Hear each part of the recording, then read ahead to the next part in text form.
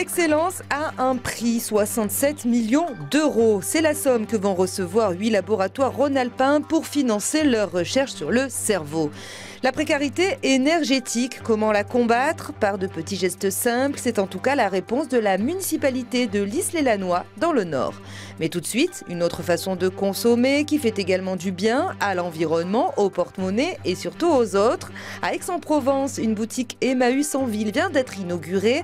Un concept vintage unique. Ici, les compagnons proposent des objets des années 70.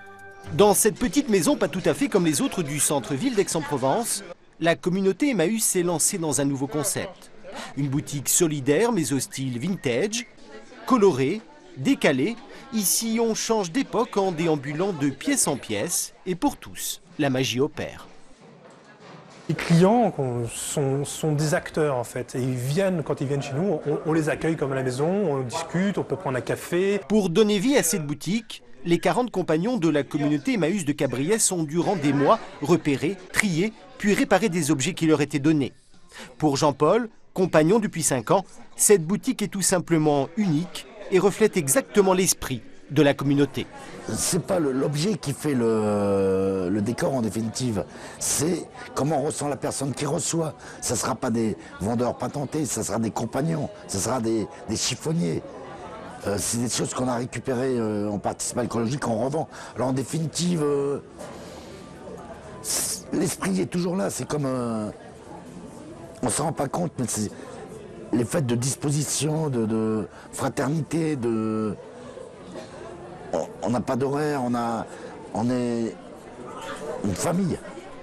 Loin de l'image parfois désuète qui lui colle à la peau, la communauté Emmaüs de Cabriès espère cette année avec cette boutique financer de nouvelles demandes de logement pour les personnes exclues. Les compagnons y croient plus que jamais et les futurs clients un peu aussi.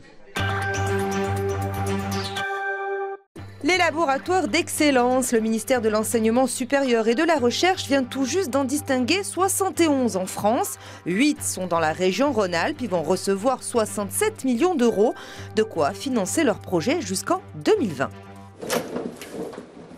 Homer est un macaque qui fait progresser la recherche sur les troubles obsessionnels compulsifs.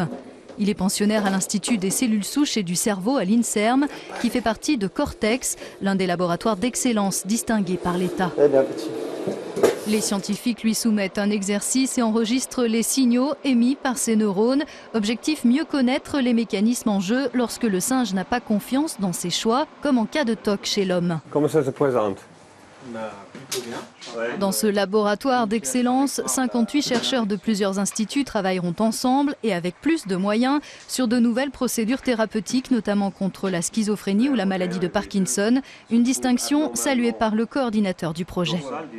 C'est surtout en reconnaissance de le renommée internationale de Lyon dans le champ de la biologie du cortex qui est maintenant établi depuis de nombreuses années et qui maintenant est reconnu par la République française. Cortex obtient 11,5 millions d'euros, la subvention la plus importante parmi les 8 projets retenus dans la région. Un autre laboratoire baptisé Commode explore lui l'histoire des idées et ce qui fait le socle commun des démocraties européennes. Sujet brûlant, 4,5 millions d'euros de dotation vont permettre des publications et des embauches. 4,5 millions, ça peut paraître beaucoup pour des travaux de littérature de sciences humaines. Mais en fait, quand on pense que c'est sur 8 ans et qu'il s'agit notamment de former doctorants et post-doctorants, c'est convenable. Dans un contexte de baisse des crédits alloués à la recherche, décrocher des financements est une chance pour ces chercheurs. Désormais, ils n'espèrent qu'une seule chose, qu'ils soient maintenus après les prochaines élections. La précarité énergétique, on en a beaucoup parlé ces derniers jours avec la vague de froid qui a traversé la France. Dans le Nord, la municipalité de L'Isle-et-Lannoy s'attaque au problème à la source. Sa méthode, distribution de kits et d'explications pour faire des économies d'énergie. Cette télé-là, elle va consommer pendant les 20 heures de veille, donc pendant que vous ne l'utilisez pas, autant que pendant les 4 heures où vous allez la regarder. Donc l'intérêt, c'est de pouvoir le soir, avant d'aller vous coucher, d'éteindre la multiprise et d'éviter cette consommation inutile. Des outils tout simples, une multiprise, 3 ampoules basse consommation et même un thermomètre.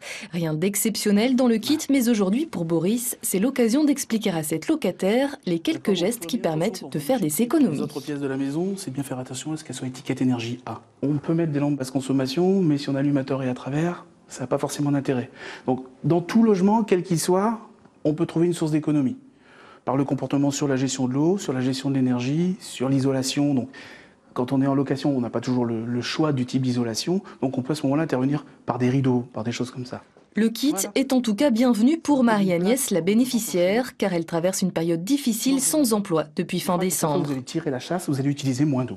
Et les kits ne sont pas attribués au hasard. On a combien de dossiers ? Chaque mois, les services sociaux de la mairie reçoivent une note d'EDF. Ça nous est reçu ce matin. On nous signale les personnes qui sont en situation d'impayé, donc ça c'est une première chose. Ça nous permet nous de voir en fonction des ressources aussi des personnes si réellement aujourd'hui la facture d'énergie représente plus de 10% de leur revenu mensuel. Auquel cas ça devient vraiment problématique, il faut travailler avec la personne. La seconde. Pour l'instant, seuls 3 habitants ont reçu des outils, mais d'ici un an, près de 100 kits seront distribués.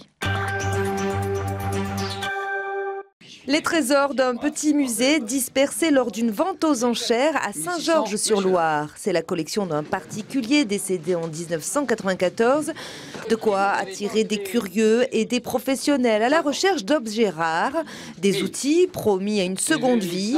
Certains vont partir pour un autre musée. À l'OEAC, le public pourra revoir avec des belles mises en scène tous ces vieux outils qui sont la mémoire de nos ancêtres et du travail de l'époque. Parce que c'était du labeur, tout ça. Bilan de la vente, 17 000 € et une page qui s'est tournée en moins d'1 heure.